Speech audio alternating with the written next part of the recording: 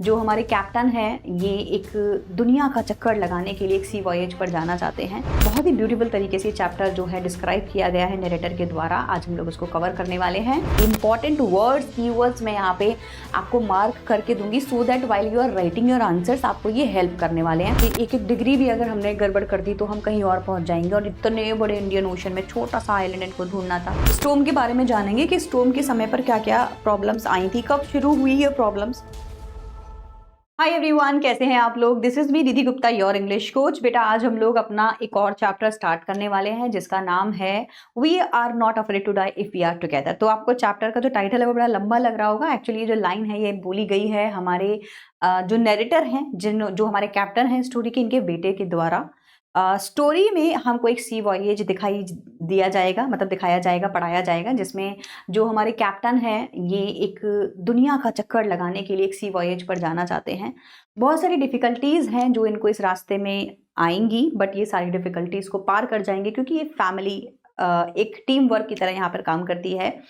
और बहुत ही ब्यूटीफुल तरीके से चैप्टर जो है डिस्क्राइब किया गया है नरेटर के द्वारा। आज हम लोग उसको कवर करने वाले हैं। चैप्टर में जो थीम है ना मेजरली वो वही रहेगी आपकी, स्ट्रगल, करेज, सर्वाइवल के टाइम पर लोगों की जो विल पावर है, डिटर्मिनेशन है, वो कितनी स्ट्रांग होनी चाहिए। तो ये सारे कीवर्ड्स को आप लोग ध्यान में रखिएगा वाइल रीडिंग दिस चैप्टर मेरे साथ में, ठीक है। तो आप अगर इन चीज़ों को ध्यान में रखेंगे तो आपको ये चैप्टर ज़्यादा अच्छे से समझ में आएगा बच्चों। चलिए तो आज जो है हम लोग इस चैप्टर को जो है शुरू करते हैं। ऑलराइट, तो सबसे पहले तो ये जो हमारी पूरी स्टोरी है इसका एक्चुअल टाइटल क्या है, we are not afraid to die if we can all be together. अब इस पूरी स्टोरी में टाइटल के अंदर ये जो ऑल है ये कौन है भैया, ये ऑल वही फैमिली है जो ये सी वॉयेज कर रही है, राइट। इसके अंदर आपके इसके फादर आ जाते हैं जो एक्चुअली नरेटर हैं इस स्टोरी के।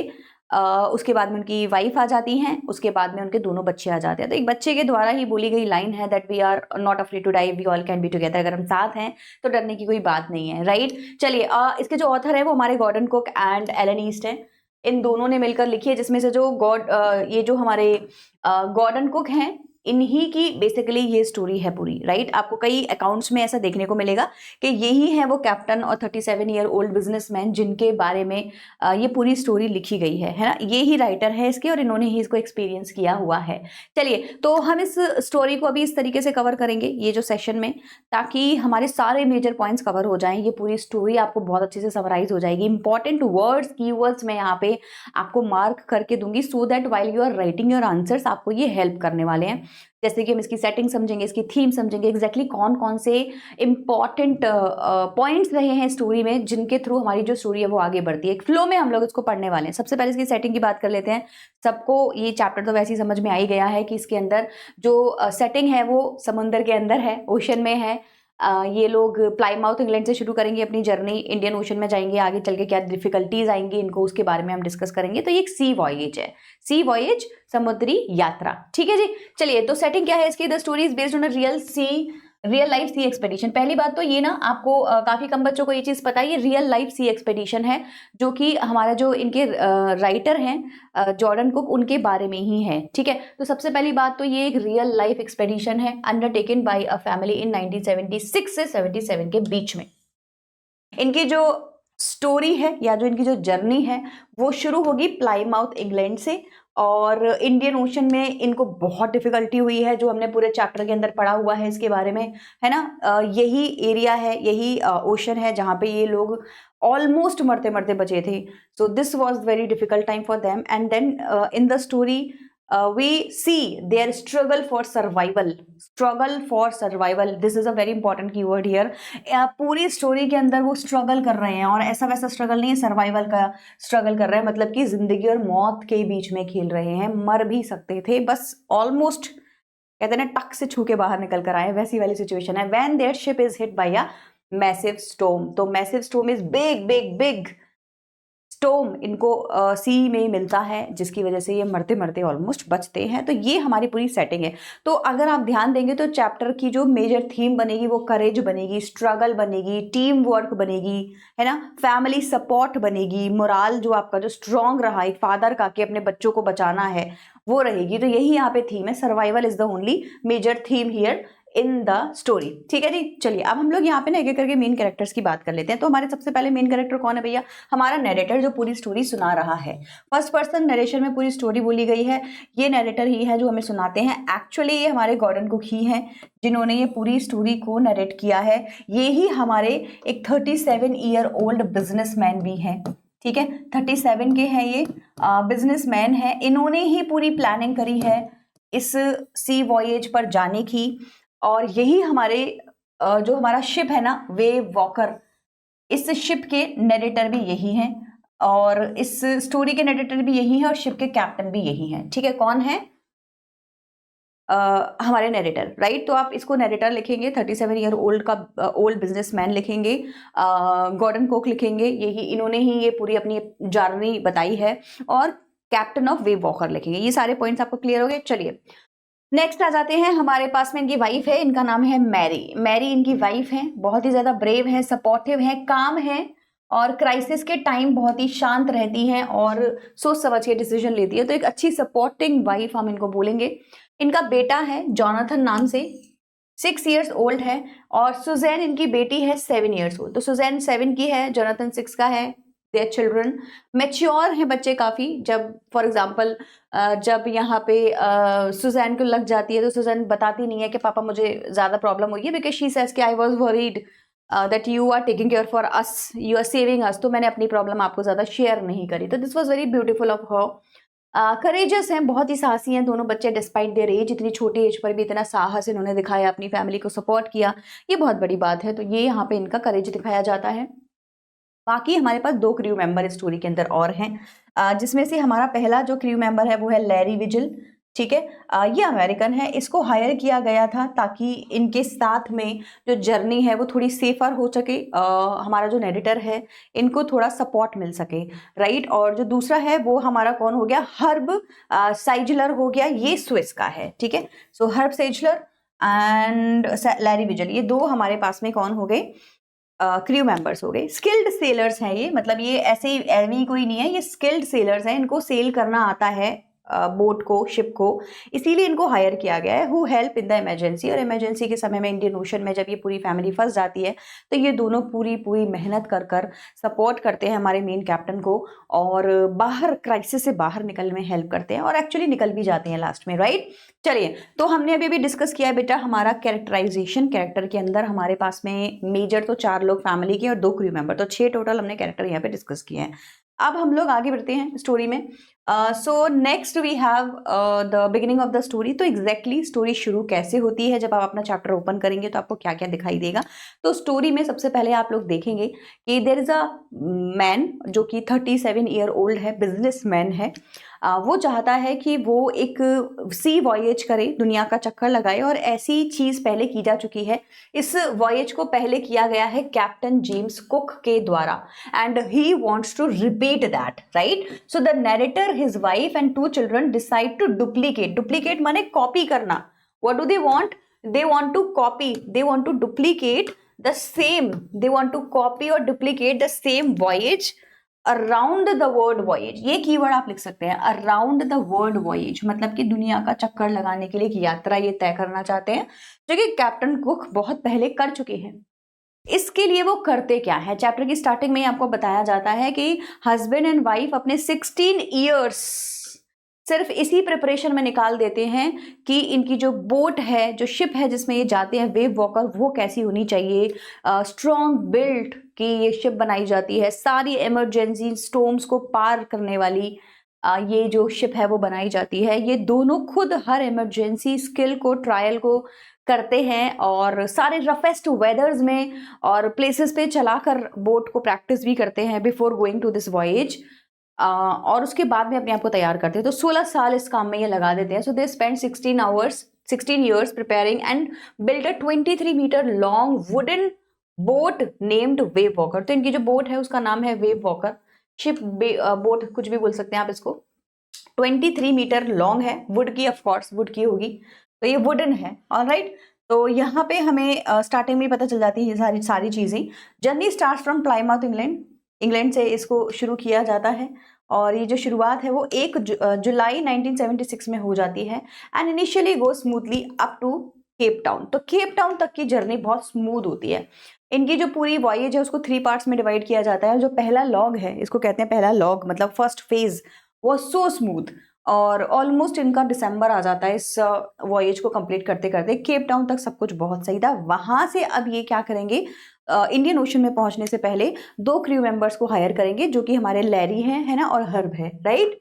चलिए, joining of crew. So in Cape Town में क्या होता है, 2 एक्सपीरियंस्ड क्रू मेंस को बुलाया जाता है, लैरी विजिल एंड हर्ब साइजल को, और इनसे कहा जाता है कि भैया हमें आपको सपोर्ट करना रहेगा। So they both join them to help sail through the roughest part of the sea. तो सी के सबसे रफेस्ट पार्ट पे, इंडियन ओशन पे अब इन लोगों की जरूरत पड़ेगी। तो सदर्न इंडियन ओशन पे इन दोनों की जरूरत पड़ने वाली है। तो आरटीसी में एक क्वेश्चन कभी कभी आता है कि कौन सा वाला ओशन था जो उन लोगों के लिए टफेस्ट था, तो उसकी आप प्रिपरेशन करके जाएंगे। This is an RTC question, ठीक है, कि सदर्न इंडियन ओशन में, इसमें नॉर्थ नदर्न सदर्न लिखा आता है, ईस्ट वेस्ट लिखा आता है, तो सदर्न इंडियन ओशन में दे गेट स्ट्रक, और इसी के लिए इन्होंने अपने क्रू मेंबर्स को हायर किया था। यहां तक सब लोगों को सब कुछ क्लियर है। चलिए आगे बढ़ते हैं। अब हम लोग स्टॉर्म के बारे में जानेंगे कि स्टॉर्म के समय पर क्या क्या प्रॉब्लम्स आई थी, कब शुरू हुई ये प्रॉब्लम्स, और यहाँ से एक स्टॉर्म का अकाउंट लिखने के लिए क्वेश्चन आता है, तो ये आपका इंपॉर्टेंट पार्ट हो जाएगा, याद कर लीजिएगा। मैं कितने भी जितने जितने कीवर्ड्स आपको बता रही हूँ, these are enough for you, इतने काफी हैं आपके प्रैक्टिस के लिए, ठीक है। सो ऑन जनवरी की का दिन था, 2 जनवरी की बात थी, है ना, 1977 में। They face gigantic waves as high as the main mast. तो यहाँ पे जो है बहुत ही बड़ी बड़ी जाइजेंटिक वेव्स आती हैं, और इतनी बड़ी हैं जितनी इनके बोट के मास्ट के बराबर है। मास्ट मतलब कि बोट का जो पीछे का एरिया होता है ना, उसको मास्ट कहते हैं, लंबाई, तो उतने के बराबर हैं। विंड्स ब्लो, बहुत तेज तेज हवाएं चल रही होती है, 200 किलोमीटर पर आवर की स्पीड पर हवाएं चल रही होती हैं। And the sea looks like a white mountain, ऐसा दिखाई देता है जैसे कि व्हाइट कलर का सामने हमारे माउंटेन हो। डिस्पाइट ऑल प्रिकॉशंस, ये सारे प्रिकॉशंस ले रखे हैं, इनको पता है कि एग्जैक्टली कैसे कैसे सिचुएशंस करनी है, लेकिन फिर भी Wave Walker stuck by a huge wave. फिर भी क्या होता है, वेव वॉकर एक बहुत बड़ी ह्यूज वेव से टकरा जाता है, that nearly turns it upside down. और इसकी वजह से होता क्या है बेटा, इनका जो वेव वॉकर है वो पूरा टर्न हो जाता है, उल्टा हो जाता है। हमारा जो नैरेटर है वो ऑलमोस्ट अपनी शिप से बाहर निकल चुका होता है। वो तो अच्छा है कि लाइफ जैकेट से बंधा हुआ था, अदरवाइज तो ये गायब हो जाता वहां से, और ये धीरे धीरे वापस अपने शिप पर आ जाता है, राइट। तो ये जो पूरा इंसिडेंट है, इसके अंदर इनकी जो जान है वो बहुत ज्यादा खतरे में आ जाती है। ये बहुत बड़ा बैंग होता है, बेसिकली स्टॉर्म की वजह से बैंग हो जाता है, झटका लगता है इन लोगों को, सब बच्चों को भी, दोनों बच्चों को भी दर्द लगती है, चोट लग जाती है। वाइफ भी इनकी जो है थोड़ी चोट लगती है उसको। नरेटर तो ऑलरेडी शिप से बाहर निकल चुका होता है, और इनकी जो शिप है वो भी पूरी डैमेज्ड हो जाती है। तो this was very very dangerous task for them. तो डिजास्टर स्ट्राइक्स, तो बेसिकली किस डिजास्टर की बात यहाँ पे हो रही है, क्या हुआ एग्जैक्टली स्टॉर्म के बाद की सिचुएशन। तो the narrator is thrown overboard. मैंने आपको बताया ना, नरेटर अपनी जो शिप है उसके बाहर गिर जाता है, तो he is thrown overboard but manages to grab a guard rail. Guard rail is a रस्सी जिससे ये बंधा हुआ था, तो ये गार्ड रेल को पकड़कर क्लाइम बैक कर जाता है अपनी शिप पर और वापस आ जाता है। He finds a deck ragged and the boat flooding rapidly. तो इसने नोटिस किया कि इसका जो डेक है ना, डेक जो शिप का डेक होता है, नीचे का जो एरिया होता है वो रैग्ड हो जाता है, और इनकी जो बोट वगैरह है वो फ्लड कर रही होती है पानी में। जो है वो इसकी जो बोट है इसमें पूरा पूरा पानी आ जाता है, फ्लड आ जाता है एक तरीके का। अब फ्लड से होगा क्या, फ्लड से ये होगा कि पानी ही पानी अंदर होगा, और अगर इस पानी को बाहर नहीं निकाला गया तो चांसेस हैं कि इनकी बोट डूब जाएगी। तो इनके पास ज्यादा ऑप्शंस नहीं है, अब ये सिर्फ और सिर्फ इतना कर सकते हैं कि पानी को जल्दी जल्दी बाहर निकालें, तो यही करते हैं। Engine and instruments are damaged. इनके कंपास, इनके पास में जितने भी इंस्ट्रूमेंट्स थे, रेडियो वीडियो सब काम करना बंद कर देते हैं, बिकॉज वहां पे सब जगह पानी भर जाता है। इंजन भी इनका ऑलमोस्ट शट होने वाला होता है, सब डैमेज हो जाता है। And the main compass stops working, जिससे इनको हेल्प मिल सकती थी डायरेक्शन जानने के लिए, तो इनका कंपास भी खराब हो जाता है, right. His ribs are cracked. अच्छा, यहाँ पे क्योंकि बहुत तेजी से गिरता है ना, तो इसकी रिब्स भी हैं वो क्रैक हो जाती हैं। And his mouth is full of blood, मुंह में इसके खून आ जाता है क्योंकि बहुत बड़ा डैमेज होता है। But he continues to pump out water. Pump out water क्यों, क्योंकि हमने अभी डिस्कस किया जो बोट है उसमें फ्लड आ जाता है, पानी भर जाता है, इस पानी को पंप आउट करना बहुत जरूरी है। तो पानी बाहर निकालने के लिए जो वर्ड आप यूज करेंगे that would be pumping out, pump out, ठीक है जी। चलिए, courage of the family at this time, और जितने भी क्रू मेंबर हैं उन्होंने किस तरीके से सपोर्ट किया एक दूसरे को। तो यहाँ पर ना ऑब्वियस ही बात है, स्टोरी जो आपकी है वो थोड़ी सी डरावनी लगती है इस समय पर, और थोड़ी एंग्जाइटी हो जाती है इसको पढ़ते टाइम बच्चों को कि कैसे फाइनली बाहर निकलेंगे, बच भी पाएंगे या नहीं बच पाएंगे। लेकिन क्रू मेंबर और बाकी के जो लोग हैं फैमिली के बहुत ही करेजियस हैं, साहसी हैं, कोई भी हार नहीं मानता। स्टोरी में एक समय ऐसा भी आता है जब जो पानी जो फ्लड हो रखा है ना शिप के अंदर, उसको बाहर निकालना होता है। तो एक समय ऐसा भी होता है कि सब लोग ना एक एक दो दो घंटे के लिए पानी निकालते हैं और बाकी टाइम दूसरा पर्सन रेस्ट करता है। और ये बहुत ही क्रूशियल टाइम होता है क्योंकि इनको ऑलमोस्ट 2 दिन हो जाते हैं लगातार ये यही रोटेशन करते करते, और इन्होंने कुछ नहीं खाया होता है। तो this was the team work that is visible in this story, right. चलिए, so Mary steers the boat while Larry and Herb keep pumping water. तो एक समय ऐसा आता है जब जो हमारा नरेटर है ये जाता है चेक करने के लिए कि नीचे कितना पानी भरा है और कितना डैमेज हो रखा है, और जो क्या इसके पास में एक्स्ट्रा पंपिंग वगैरह है। ऐसे में ये मैरी को बोलता है कि आप स्टीयर करो, मतलब कि एक्चुअली शिप को डायरेक्शन दो। और इस समय पर लैरी और हर्ब क्या कर रहे होते हैं, वो पंप आउट कर रहे होते हैं पानी को। तो यहाँ पे चारों का ही काम आपको दिखाई दे रहा होगा। अगर इनमें से कोई भी बंदा अगर इनके पास नहीं होता ना तो इनकी लाइफ बचने का कोई सवाल ही नहीं था। तो लैरी और हर्ब भी पंपिंग कर रहे होते हैं और जो मैरी है वो स्टीयरिंग कर रही होती है। फिर ऐसे में ही अपने बच्चों से भी मिलने जाता है तो ये देखता है कि सुजैन को बहुत बड़ी हेड इंजरी हो गई है। और बाद में स्टोरी के में बताया भी जाता है उसकी बहुत सारे minor operation and 1 major operation होता है ताकि उसकी हेड इंजरी सही हो सके।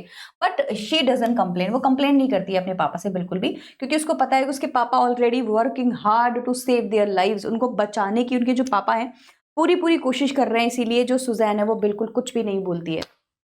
जोनाथन जो है वो बहुत ही ब्रेवली अपने पापा के पास आता है और ये वाली लाइन बोलता है। तो ये भी एक आपका आरटीसी का क्वेश्चन है बेटा। बोलता है क्वेश्चन आता है कि ये लाइन एक्चुअली चैप्टर में बोली किसने है।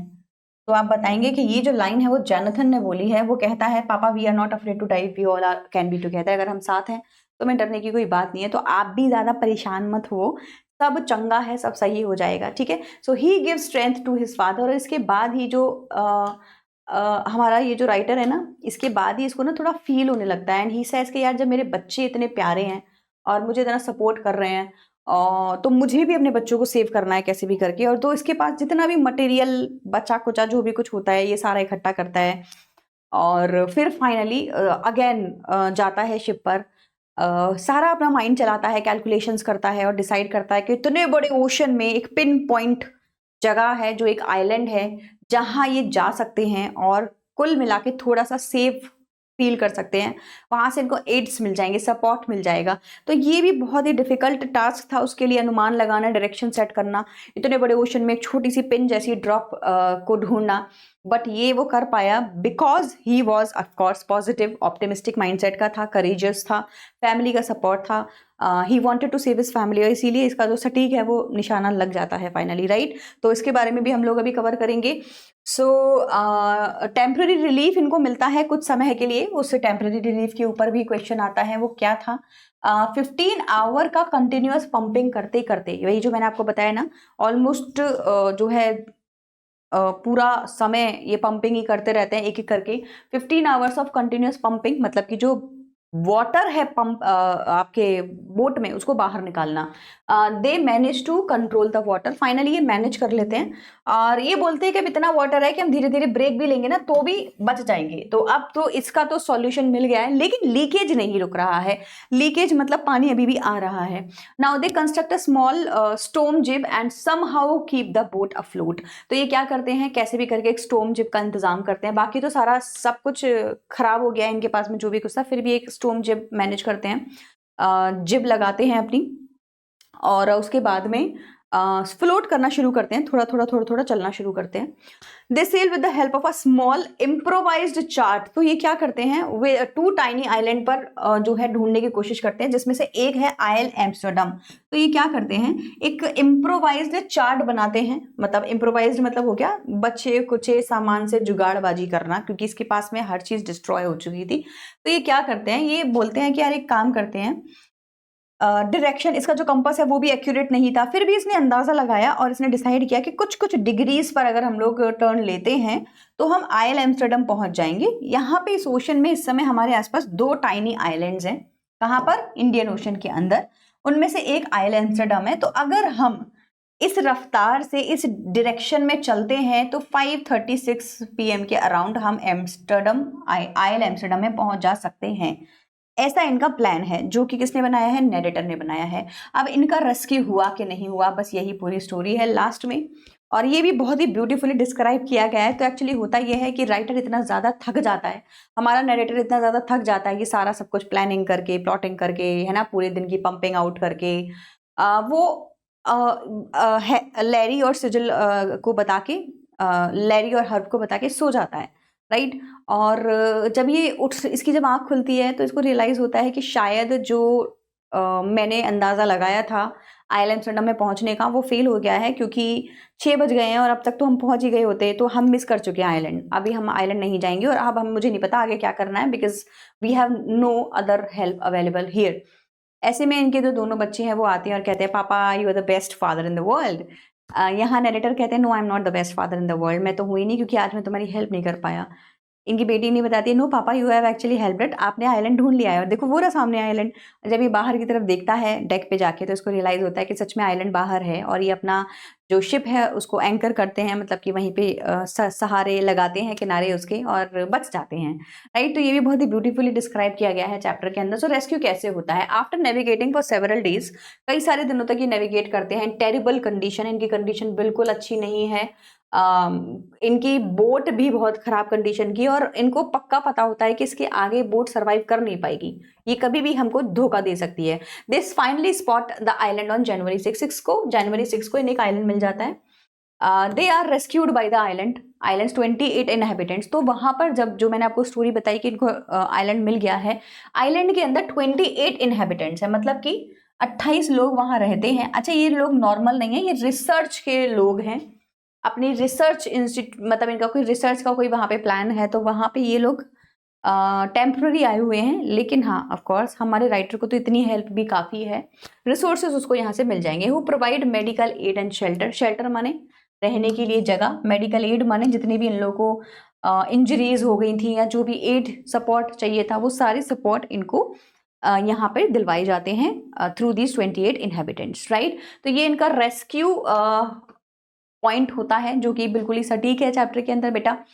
सो फाइनली ये जो पूरी फैमिली है इस वॉयेज से बच जाती है, राइट। तो देखो मैं एक बार आप लोगों को अभी फिर से एक्सप्लेन कर देती हूँ एग्जैक्टली स्टोरी में हुआ क्या है।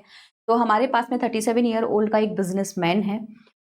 He is the narrator of the story. ये प्लान बना रहा है 16 ईयर से अपनी वाइफ के साथ में कि इनको दुनिया का एक चक्कर लगाना है। ये वो वॉयेज है जो ऑलरेडी किया जा चुका है कैप्टन जेम्स कुक के through in past, and they want to duplicate that. इसके लिए वो अपना जो यात्रा है वो शुरू करते हैं। First log of their journey is complete, smooth and fantastic. Cape Town में जाके ये रुकते हैं, और यहाँ की आगे की जो जर्नी है वो बहुत डिफिकल्ट है, बिकॉज अब इनको सदर्न इंडियन ओशन को पार करना है। इसके लिए ये 2 क्रू मेंबर्स को हायर करते हैं जो कि स्किल्ड सेलर्स हैं, मतलब now they know how to sail it through this dangerous area और पाथ। ऑफ कोर्स इमरजेंसी के लिए भी हम इनको दोनों को रखेंगे, बिकॉज वी डोंट नो आगे चल के क्या होने वाला है। नाउ यहाँ पर एक्चुअली जो इन्होंने सोचा था वही हो जाता है। बहुत ही बड़ा तूफान दिसंबर में, इनकी दिसंबर एंड में 25-26 दिसंबर के आसपास आता है। फिर ये न्यू ईयर मनाते हैं अच्छे से। उसके बाद में 2 जनवरी को बहुत बड़ा तूफान इनके यहाँ पे आता है, और इनकी जो शिप है वो पलट जाती है। बहुत ही ब्यूटीफुली चैप्टर में इसको डिस्क्राइब किया गया है कि कैसे वो वापस अपने शिप पर आता है। पानी शिप में बहुत ज़्यादा भर गया है, इस पानी को पंप आउट करने का टाइम है। पंप आउट करते करते इनकी जो पंप होती है उसके अंदर डेब्रिस आ जाता है, कूड़ा आ जाता है, तो वो भी खराब हो जाती है, शॉर्ट सर्किट लग जाता है। ये जाते हैं बड़ी मुश्किल से, इनको तीसरी पंप मिलती है।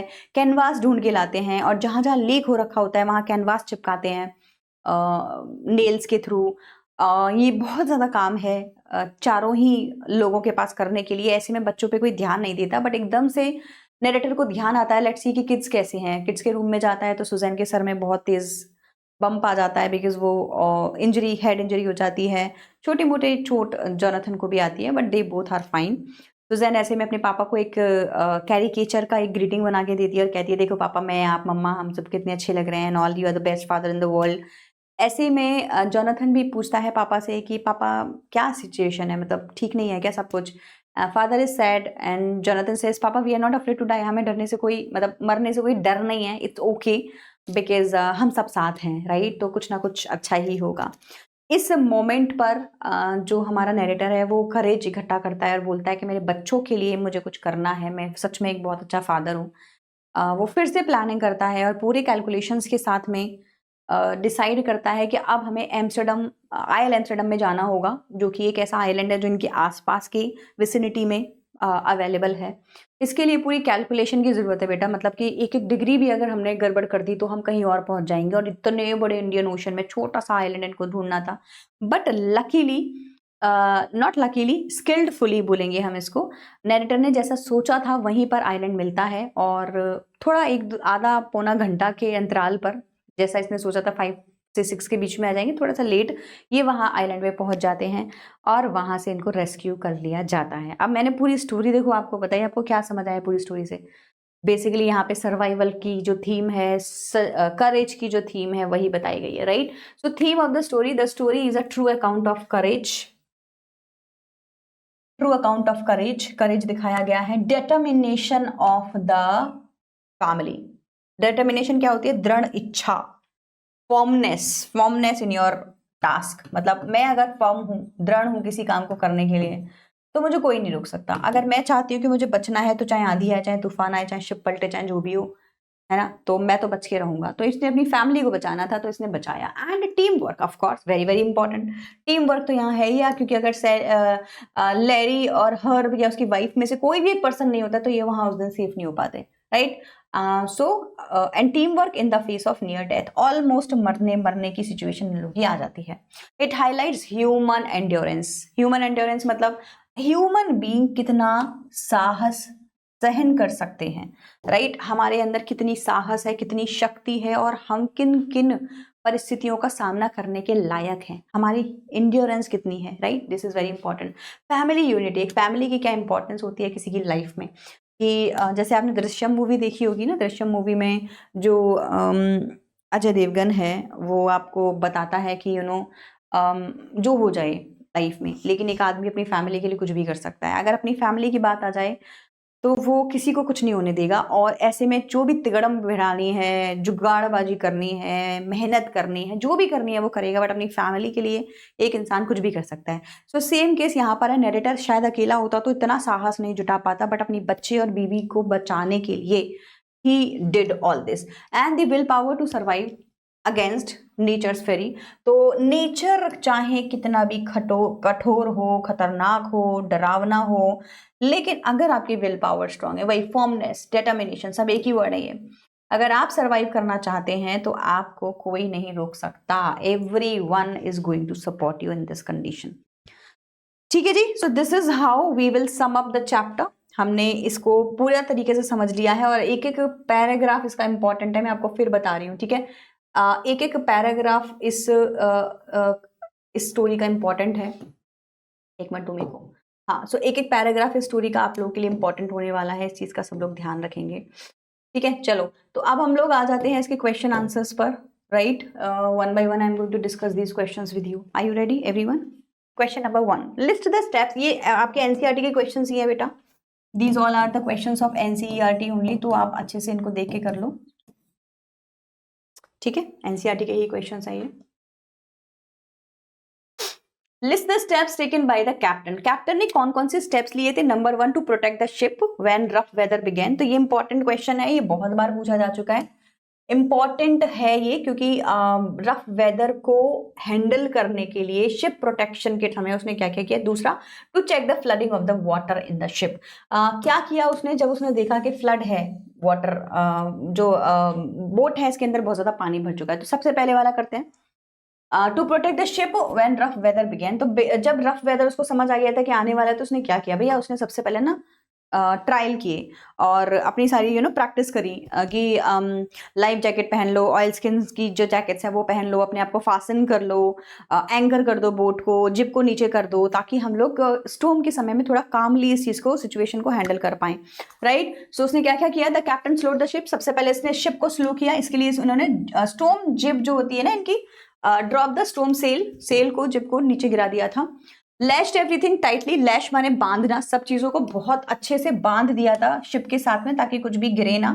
प्रिपेयर्ड लाइफ बोट, अपनी लाइफ बोट्स को भी तैयार कर लिया था, लाइफ जैकेट्स भी पहन ली थी। And protect the ship in rough weather, just to protect the ship इन्होंने ये सारी हरकतें की थी, ठीक है। क्या क्या हो गया, अपनी लाइफ जैकेट्स पहनी, सब कुछ लैश, डबल लैश किया था, बांधा था सब कुछ अच्छे से, और स्टॉर्म जिप को नीचे गिरा दिया था, शिप को स्लो कर दिया था और अपने आप को भी पूरा प्रोटेक्ट कर लिया था, ठीक है। ड्रिल की थी अपनी, राइट। जो ड्रिल होती है बेसिकली तैयार रहना कि भैया अगर डूबना हो तो हमारे पास में ऐसा साधन होना चाहिए कि हम डूबे ना। दूसरा है to check the flooding of the water in the ship, ship में वाटर को हटाने के लिए इन्होंने क्या क्या किया, चेक करने के लिए। So check the flooding, he instructed crew to pump out water. तो फ्लडिंग के लिए उसने सबसे पहले तो क्रू मेंबर्स को बोला कि आप लोग पानी निकालें बाहर इसका जितना भी है, क्योंकि अगर पानी अंदर रह गया और भरता ही गया तो शिप डूब जाएगी, जाहिर सी बात है। So water used water proof canvas, ये देखो मैंने आपको स्टोरी में बताया था। इसने क्या किया, क्योंकि जहां से लीकेज आ रहा था ना पानी में, पानी का जो लीकेज आ रहा था, तो इसने क्या किया, कैनवस लिया। कैनवस क्या होता है, एक तरीके का कपड़ा होता है मोटा, राइट। तो इसने कहा अब ये पानी को कैसे रोकें, तो इसने हथौड़ा लिया, हैमर लिया, नेल्स लिए और जगह जगह पे ठोक दिया कैनवस को, ताकि जो पानी है वो बाहर ना आए। और तो इसके पास था नहीं कुछ भी, इनका वुडन का जो शिप था वहां पे भी कई सारे डैमेजेस हो चुके थे। तो इसने कैनवस के थ्रू उसको रोकने की कोशिश करी, जो लीक था उसको कवर किया, ठीक है। और क्या किया भैया इसने, एंड वर्कड टायरलेसली, बिना थके हुए काम करा विद पैसेंजर्स, बाकी के जो लोग थे, to block incoming sea water, आने वाले पानी को रोकने के लिए। सी वाटर इनकी बोट में आ रहा था, तो आने जो पानी आ रहा था सबसे पहली बात तो उसको रोकना था, तो उसके लिए कैनवस लगाया, और जो आ रखा था और उसके अलावा भी जो आ रहा था, क्योंकि लीकेज इतनी अच्छे से सॉल्व नहीं हुआ था, ये सारे को पंप आउट करना था। तो ये बहुत ही टायर सम वर्क था, बट इसने बहुत ही टायरलेसली इसको किया, राइट। तो ये पहला वाला क्वेश्चन बहुत आता है, शिप को प्रोटेक्शन के टाइम इसने क्या क्या किया, इसके जो कीवर्ड्स हैं उनको ध्यान रखिएगा। चलिए नेक्स्ट करते हैं, describe the mental condition of the voyagers on 4th and 5th of January. 4 और 5 जनवरी को क्या हुआ था भैया, बिल्कुल एकदम ऐसे हो गए थे, ये लोग मरते मरते बच गए थे। During the violent storm on 4th and 5th जनवरी, तो 4 और 5 जनवरी को जब इनका स्टॉर्म आया था, the voyager faced their darkest hours, voyagers ने अपना सबसे खतरनाक समय उस समय पर देखा था। दे वर टेरिफाइड एंड होपलेस, इतने ज्यादा डरे हुए थे और इतने ज्यादा होपलेस थे कि आज तो पता नहीं क्या ही कयामत आने वाली है। Convince the ship would sink, और इन्हें पता था कि इनकी जो सिक है, जो शिप है वो सिंक हो जाएगी, सिंक माने डूब जाएगी, कन्विंस्ड माने श्योर हो गए थे।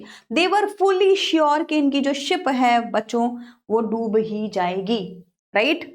Exhausted by storm and flooding, और इतने ज्यादा एग्जॉस्ट हो गए थे स्टॉर्म से। कब से प्रॉब्लम चल रही थी इनकी, 25-26 तारीख से प्रॉब्लम शुरू हुई थी दिसंबर में, और ऑलमोस्ट 6-7 दिन हो गए थे। तो इस स्टॉर्म से वो बहुत ज्यादा एग्जॉस्ट हो गए थे। फ्लडिंग से पानी जो भर गया था उसको निकालने में इनकी जो हालत खराब हो रही थी उससे भी ये बहुत ज्यादा एग्जॉस्ट हो गए थे। दे लॉस्ट करेज, ऑलमोस्ट जो हमारा कैप्टन है उसका करेज खो चुका था, but a slight improvement in weather revived faint hope. तो 5 और 4 तारीख को ना इनको लगा था कि स्टॉर्म फिर से आएगा, और इस बार जो स्टॉर्म आएगा, एक स्टॉर्म तो वेव वॉकर ने बचा लिया, मतलब सहन कर लिया, इंड्योर कर लिया, दूसरा नहीं कर पाएगा।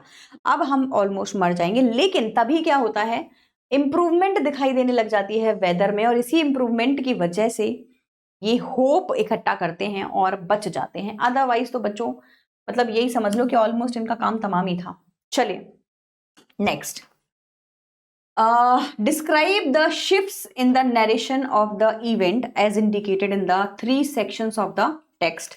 Give a suitable give a subtitle to each section. ठीक है, तो अभी हमको यहाँ पे क्या करना है, क्वेश्चन आपका बुक का ही है, इसको एक बार और समझ लेते हैं। तीनों के मैंने यहाँ पे आपको लिख के दिए हैं। Describe the shifts in the narration of the event. Event में जो हमारे इवेंट्स हैं जो हुए हैं, इनके नरेशन में क्या शिफ्ट आया है राइटर के, as indicated in the 3 sections of the text. तो पहले सेक्शन में, दूसरे सेक्शन में और तीसरे सेक्शन में नरेशन में जो शिफ्ट आया है उसके बारे में बताते हैं। सबटाइटल सबको देना है। तो देखो पहला वाला जो हमारा सेक्शन है ना, ये बहुत ही डरावना क्या मतलब, स्टोम में जा रहे हैं तो स्टोम वाला सीन है ये, है ना। तो सेक्शन 1 हमारा क्या होगा, sailing into the storm. Section 2 हमारा क्या होगा, ऑलमोस्ट स्ट्रगल फॉर सर्वाइवल, मरने की नौबत। और तीसरे वाले में क्या होगा, होप एंड ट्रायम्फ। इनकी होप थी कि हम बच जाएंगे और ये बच जाते हैं। तो तीनों सेक्शंस हम इस तरीके से डिवाइड करेंगे। पहली बात तो अब सेलिंग इनटू द स्टोम में भाई शुरुआत में सब कुछ सही था, स्मूथ थी, लेकिन धीरे धीरे वो स्टोम की तरफ जाने लगे, right. So the narration begins with confidence and determination. जो हमारी नरेशन है स्टार्टिंग जब होती है तो बहुत ही कॉन्फिडेंटली होती है, 16 साल की प्रैक्टिस है, डिटर्मिनेशन के साथ होती है कि हम तो कर लेंगे, स्मूथली जा रही होती है। एज द वॉयेज स्टार्ट स्मूथली, बहुत आराम से चल रहा होता है, बट ग्रेजुअली धीरे धीरे शिफ्ट टू टेंशन। नरेशन जो है वो धीरे धीरे टेंशन में बदल जाता है when the rough weather strikes, क्योंकि अब क्या है, जो वेदर है वो रफ हो जाएगा, खराब हो जाएगा, सदर्न इंडियन ओशन आ जाएगा। अब यहाँ पे सर्वाइवल की बात शुरू होगी। सेक्शन 2 में सर्वाइवल है, क्योंकि जो स्टोम है उसने सब कुछ डैमेज कर दिया है, इनके पास में कोई इक्विपमेंट नहीं है, लोगों की चोट लग चुकी है, राइटर के खुद मुंह में पूरा खून खून हो रखा है, शिप के अंदर इतना ज्यादा पानी भर रखा है कि वहां फ्लडिंग हो रखी है, वो कभी भी डूब सकती है। तो this part highlight the terrifying storm. इसी पार्ट में टेरिफाइंग स्टोम का नरेशन किया गया है। शिप डैमेज हो गई है ना, जो हमारी शिप है वो डैमेज हो गई है। And the desperate attempt to the captain of the captain, captain attempt कर रहा है बार बार बचने की, कैसे भी करके, कभी कैनवास से लीकेज सही कर रहा है, कभी पंप ढूंढ रहा है, कभी पंपिंग करके पानी बाहर निकाल रहा है, कभी डायरेक्शंस देख रहा है, कभी सपोर्ट के लिए कॉल कर रहा है। तो इसके बहुत सारे अटेम्प्ट्स यहाँ पे लग रहे हैं। कैप्टन भी है, क्रू भी है, एंड वॉयेजर्स टू सेव देमसेल्व्स। वॉयेजर्स में और कौन आ गई, उसकी वाइफ, ठीक है। सेक्शन 3 आपका hope and courage, hope and Triumph के लिए है, मतलब जीत हो जाती है, विक्ट्री फाइनली हो जाती है, लेकिन होप पहले है। तो अभी होप में हम देखेंगे कि जो नरेशन है वो किस तरीके से रिलीफ एंड ऑप्टिमिज्म में बदल जाता है। रिलीफ, आराम, ऑप्टिमिज्म, पॉजिटिव थिंकिंग। ऑप्टिमिज्म क्या होता है बेटा, ऑप्टिमिज्म होता है आपकी पॉजिटिव थिंकिंग। तो किस तरीके से पॉजिटिव थिंकिंग यहाँ पे दिखाई गई है, as the storm comes danger subsides. तो जैसे जैसे स्टॉर्म काम होता है 4 तारीख को, 5 तारीख को, जो डेंजर है वो साइड में चला जाता है, मतलब कम हो जाता है। एंड द वॉयेजर्स रिगेन करेज, दोनों जितने भी वॉयेजर्स हैं हमारे वो रिगेन करते हैं, वापस लौट आता है इनका साहस, सेलिब्रेटिंग देयर सर्वाइवल। और फाइनली ये इस तरीके का कैलकुलेशन करते हैं कि आयल एम्स्टर्डम में पहुंच जाते हैं, और बाद में सेलिब्रेशन ही सेलिब्रेशन है फिर तो, ठीक है जी। चलिए नेक्स्ट क्वेश्चन पे आते हैं। तो next question is what difference did you notice between the reaction of the adults and the children when faced with danger. तो देखो बच्चे ज्यादा ऑप्टिमिस्टिक हैं कंपैरेटिवली, उसके 2 रीजन है। एक तो बच्चों को ना एहसास नहीं है कि एक्चुअली बहुत डिफिकल्ट सिचुएशन हो गई, और बच्चे होते ही ऐसे हैं ना, कम मतलब रियलिटी में हम ज़्यादा स्ट्रेस में आ जाते हैं, बच्चे कम स्ट्रेस में आते हैं। उसका एक रीज़न सिंपल सा जो मैंने बताया कि हमें रियलिटी पता होती है कि भैया मरने वाले हैं। बच्चों को तो ये है कि ठीक है मम्मी हैं पापा हैं बच ही जाएंगे, नहीं बचेंगे तो ठीक है, इतनी ज़्यादा स्ट्रेस में बच्चे आ नहीं पाते। तो यहाँ पे बच्चे जो है वो थोड़े ऑप्टिमिस्टिक हैं, पेरेंट्स जो है वो थोड़े से पैसिमिस्टिक हैं। बच्चों में होप ज़्यादा दिखाई देगी, पेरेंट्स में स्ट्रेस ज़्यादा दिखाई देगा। तो the adults were filled with fear, adults के अंदर बहुत ज़्यादा फियर था, डिस्पेयर था एंड एग्जॉशन था, क्योंकि भैया काम तो यही कर रहे थे ना, तो एग्जॉस्ट तो होंगे ही होंगे। Often losing hope in face of danger, और ज़्यादातर जो होप है उसको लूज कर रहे थे। इन कंट्रास्ट, इसके विपरीत, the children showed innocence, courage and remarkable calmness. बहुत ही आराम से उन्होंने इस चीज़ को हैंडल किया। इसमें सुजैन की तारीफ है कि भाई जब उसको दर्द हो रहा था, लग गई थी, तो उसने मेंशन भी नहीं किया अपने डैड को कि मुझे प्रॉब्लम है, बिकॉज शी न्यू कि dad is already upset, he is already occupied in a lot of things. तो मैं इसको बता के डैड को और ज़्यादा टेंशन नहीं देना चाहती। Specially the little girl who reminded her father that he was there to protect them. इसने अपने पापा को रिमाइंड कराया था, पापा हमें कुछ नहीं होगा क्योंकि आप हो हमारे साथ में, राइट। तो वहीं से ही जो राइटर है उसका माइंड चेंज हो जाता है। How does the story suggest that optimism helps to endure the direst stress? मुश्किल से मुश्किल समय को भी पार किया जा सकता है अगर आप ऑप्टिमिस्टिक हैं। ऑप्टिमिस्टिक मैंने अभी अभी आपको पीछे भी दिखाया था। ऑप्टिमिस्टिक का मतलब होता है पॉजिटिव थिंकिंग। अगर आपके समय में, आपके जीवन में कभी भी ऐसा समय आए जो बहुत ही डिफिकल्ट है और आपको समझ नहीं आ रहा है कि हमें क्या करना है, तो आप ऐसे में क्या करेंगे, ऑप्टिमिस्टिक होने की कोशिश करेंगे, ये आपको सपोर्ट करेगा। So the story shows that optimism inspires courage and keeps hope alive.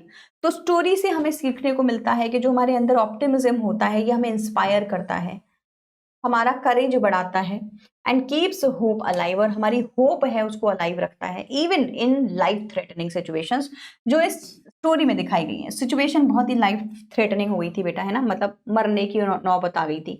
When the crew and voyagers were ready to give up, जिस समय पर क्रू हमारा और हमारे वॉयेजर्स हैं वो ऑलमोस्ट गिव अप करने वाली ही थे, इनका ऑप्टिमिस्टिक नेचर ही था जो इन लोगों को बचाया। सो द चिल्ड्रंस काम ट्रस्ट एंड कैप्टन्स डिटर्मिनेशन, दो चीजें, बच्चों का कामनेस और ट्रस्ट, और नरेटर की, कैप्टन की determination.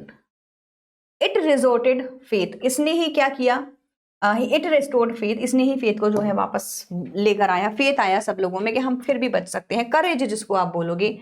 And this positive spirit strengthen everyone to endure the direst. तो इसी वजह से सबने इतनी बड़ी मुश्किल को पार कर दिया, सॉल्व कर दिया, इतनी शक्ति इनके अंदर आ गई। What lesson do we learn from such hazardous experiences when we are face to face with death? क्या सीखा हमने? जिंदगी छोटी है, मजे करो। इसका जो आंसर है वो किसी के भी साथ में, मतलब कोई भी अपने अपने लेवल पे दे सकता है। एक चीज हमने ये भी सीखी कि फैमिली साथ है तो सब कुछ पॉसिबल है। एक हमने ये भी सीखी कि डिफिकल्ट सिचुएशंस में भी अपनी हिम्मत नहीं हारनी है, तो वो भी पॉसिबल है। तो कुछ भी लिख सकते हैं आप। So such hazardous experiences teach us the value of courage, इससे हमें courage, team work, presence of mind के बारे में भी सीखने को मिलता है। मतलब कि सही समय पर सही दिमाग चलाना बहुत जरूरी है क्राइसिस के समय में, तभी आप सही डिसीजंस ले पाएंगे। The reminders of life fragility, very very important. Life कितनी वीक है हमारी, है ना, कितनी क्विक है, कितनी चेंज हो जाती है, दो पल में कुछ हो जाता है। सो वेरी वेरी फ्रिजाइल हमारी जो लाइफ होती है वो। Strengthens our will power, will power हमारी स्ट्रॉन्ग करने के लिए इस स्टोरी में हमें सजेशन दिया जाता है कि भैया थोड़े स्ट्रॉन्ग से बन जाओ, बॉडी हेल्थ वाइज भी और माइंड वाइज भी, right. And show that hope and determination can help us overcome even life threatening challenges. और यहाँ हमें समझ में आता है कि होप एंड डिटर्मिनेशन, अगर हम होप रखते हैं, हमारे अंदर डिटर्मिनेशन है, तो हम किसी भी लाइफ थ्रेटनिंग सिचुएशन से बचकर बाहर निकल सकते हैं। ये हमें इस चैप्टर में सीखने को मिलता है। एक तरीके से यही है, what lesson do you learn from this chapter, है ना, सेम ही क्वेश्चन है, ये लैंग्वेज चेंज है। Why do you think people undertake such adventurous expeditions in spite of their risk involved? पता था कि इतना रिस्क होगा, फिर भी राइटर क्यों गया भाई? क्या ऐसी तेरे को ज़रूरत थी इंजॉय करने की इतनी ज़्यादा? तो ऐसे रिस्क क्यों लिए जाते हैं? क्योंकि लाइफ में लोगों को लगता है life can't be this boring, और डेथ एंड बर्थ तो इज़ इनएविटेबल, ये तो होगा ही होगा, डेथ तो वैसे भी होगी, तो एडवेंचर कर लो लाइफ में थोड़ा। कुछ लोग बहुत ज़्यादा एडवेंचरस होते हैं, दे love these life taking experiences. So yes, so people undertake such adventurous expeditions despite risk involved because they seek challenge, thrill and discovery. उनको पसंद है लाइफ में challenges, लाइफ में thrill, लाइफ में कुछ नया डिस्कवर करना। द स्पिरिट ऑफ एडवेंचर उनके अंदर है ना, उनकी जो कुछ रोमांचक करने की जो जिंदगी में चाह है। Desire to test human limits, हमारी लिमिट्स क्या हैं, ह्यूमन की लिमिट्स क्या हैं, हम जिंदगी में कितना डिफिकल्टीज फेस कर सकते हैं, ये चेक करना है। एक्सप्लोर द अननोन, जो नहीं पता उसको जानने की चाह। एंड अचीव समथिंग एक्स्ट्राऑर्डिनरी, जिसने नहीं किया कुछ वो हम करेंगे। Motivates them and even if it means facing danger. जैसे आपने देखा होगा ना, लोगों को ना हिमालय चढ़ना है, काफ़ी लोग ऐसा बोलते हैं कि माउंट एवरेस्ट पे जाएंगी, और हर साल ऐसे लोग भी जाते हैं। कई कई जगहों पे तो ऐसे आपको बहुत ओल्ड पीपल दिखाई देंगे कि वो भी जा रहे हैं। ऑफ कोर्स दे नो कि ये this is going to be very dangerous at this age for them, but वो करते हैं, बोले जाना तो है ही है, ऐसे ही चले जाते हैं, कुछ तो करें लाइफ में नया, just to make sure that they are thrilled and they are exploring the world. They keep on taking such challenges in their life. Alright, we have come across words like gale, storm, है ना, ऐसे words आपने देखे होंगे। Here are two more words like storm and typhoon and cyclone. How many words does your language have for storm? तो storm में हमारे पास में बहुत सारे words हैं बच्चों, मैंने ये आप लोगों के लिए स्पेशली लिख दिया है ताकि आप इस क्वेश्चन को कर सकें। जैसे कि आपको पता होगा तेज हवा को गेल कहते हैं, फिर हमारे पास में साइक्लोन आता है, फिर हमारे पास में टेम्पेस्ट भी तूफान है, शेक्सपियर ने इसके ऊपर एक ड्रामा भी लिखा हुआ है। टाइफून भी आता है, हरिकेन भी आता है, टोर्नेडो भी आता है, टोर्नेडो तो सबको पता ही होगा, स्क्वैल भी आता है, वर्ल्ड विंड भी आती है, घुल घुल घुल घुल घूमना, है ना, और आपकी ब्लिजार्ड भी आती है। तो ये सारे के सारे different kind of violent weather conditions को ही दर्शाते हैं। This is for your English vocab, as such ये एग्जाम में तो नहीं आता है, बट आपको पता होना चाहिए। चलिए, so these all are the vocab based question, language based questions, तो आप इनको एक बार पढ़ लीजिएगा। As such these are not that important for you. Homework में you all now need to summarise the story in your own language, ठीक है। करिए समराइज इस स्टोरी को और मुझे बताइए आप कर पाए या नहीं कर पाए। आज हम लोगों ने क्या किया है, we are not afraid to die if we are together, summary of the chapter में ऑलरेडी आपको करा दी है। इसके क्वेश्चन आंसर्स भी हमने कर लिए हैं, एनसीईआरटी के इम्पोर्टेंट जितने भी हैं। अब मैं आप लोगों को नेक्स्ट वीडियो में मिलूंगी बच्चों। ठीक है जी, till then bye everyone and take care, bye bye.